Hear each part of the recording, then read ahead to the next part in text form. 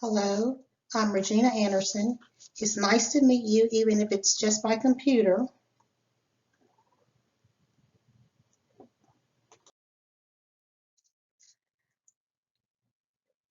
My presentation is on computer-assisted coding. I'll be discussing what that is, the push for computer-assisted coding, the benefits of and barriers to computer-assisted coding, and then I'll wrap it all up with a brief summary. I could assume that everyone in this class knows what coding is, but just to be on the safe side and to cover my bases, bear with me while I give a brief explanation. Coding is the process of converting diagnoses, procedures, medical services, and even medical equipment into numeric and alphanumeric codes, which can then be submitted to insurance companies for claims and billing purposes. The people performing this process are called, as you would guess it, coders. Traditionally, coders have read the clinical data on a patient and assigned the respective codes. Now, with this relatively new software called computer-assisted coding, things have changed somewhat. At this point, I'll just start calling it CAC. CAC uses what is called natural language processing to decipher, or rather read the text and then convert it into medical codes. So CAC has changed the traditional role of the coder in that it assigns, or rather suggests, codes, and the coder either accepts or rejects the codes that have been suggested by the computer. Let me show you an example. Now, in this example, the CAC software assigned the code T15.91XA, which is a foreign body external eye right. And this, in this example, the software assigned this code based on documentation in the emergency department record that stated that the patient had a foreign body in the right eye. The coder is then presented with the decision to either accept the code or reject it based on further analysis. Review of the documentation revealed that the foreign body was located on the edge of the cornea, which changed the fourth character in ICD-10 from 9 to 0. The coding professional replaced this T15.91XA with T15.01XA, which is a foreign body in the cornea right eye. I hope that this somewhat clarifies for you what CAC is.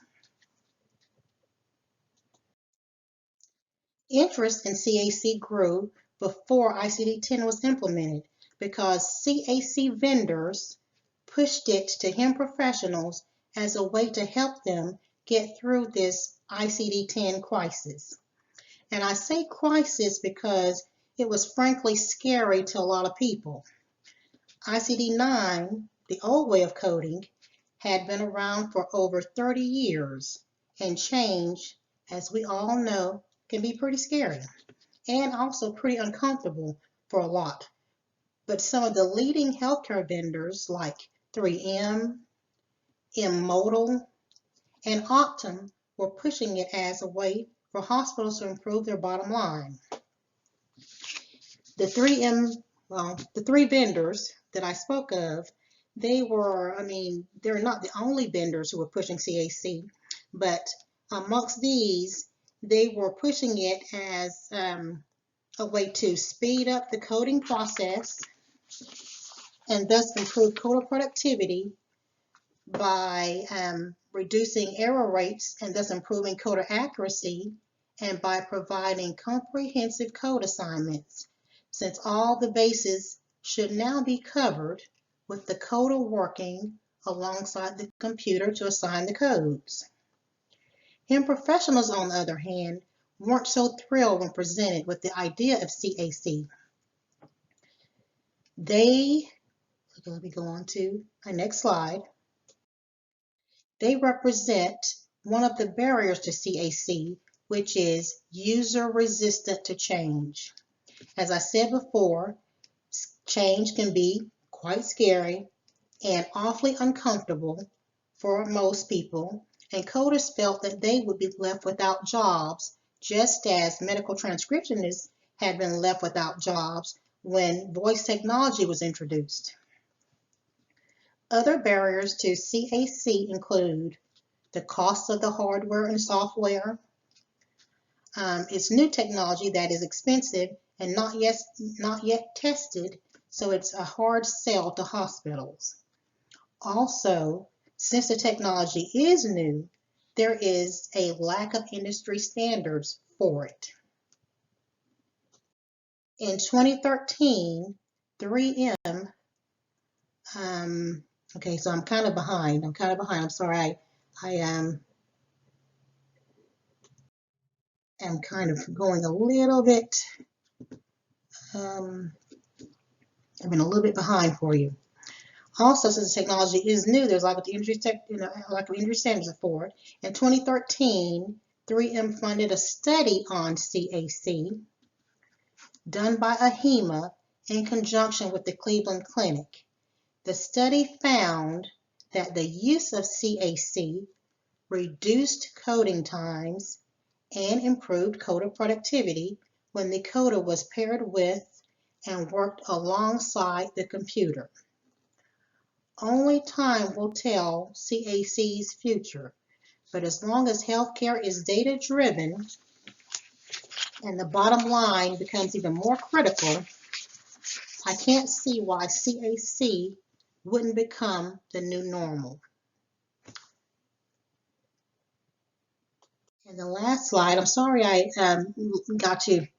got behind on my slides, so I hope that I didn't get too, confuse you too much by speaking without going to my next slides. But anyway, this references, I'm just going to let you look at these references for just a moment. And while you're looking at them, though, I do want to point out this first one because in most of my research, this first reference was documented quite extensively.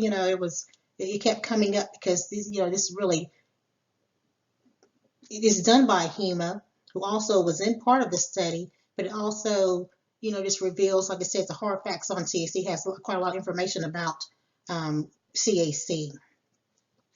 So, like I said, I hope I didn't get you confused too much by not keeping up with my slides. But anyway, that about wraps it up, and I thank you for listening.